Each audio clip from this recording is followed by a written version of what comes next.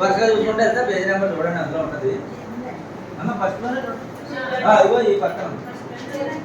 first లోనే వరుసగా వస్తున్నాయి కదా ఈ షీట్ చూడండి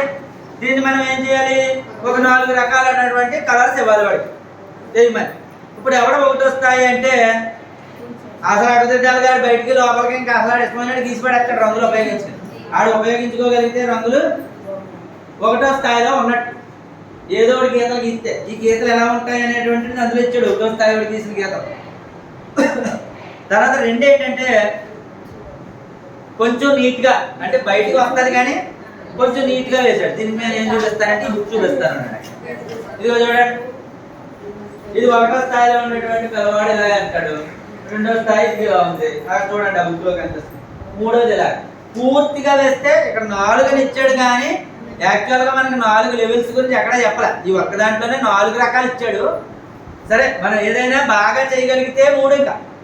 అంతవరకే తీసుకుందాం చూడండి బొమ్మలు చూడండి మీకు ఆ పేజీలో తెలుస్తాయి చాలా నీట్గా దానికి కలరింగ్ కనుక వేస్తే ఆ పిల్లవాడు 3rd స్టేజ్లో ఉన్నట్లుగా మనం దాన్ని ఎక్కడ నమోదు చేయాలి ఇదేమో అబ్స్ట్రాక్ట్ ఇది వచ్చేప్పటికి అబ్స్ట్రాక్ట్ అలాగే పిల్లవాడికో కార్డు ఉంది మళ్ళీ అందులో వేయాలి ముందు అందులో వేసేసుకోవాలి ఆ కార్డు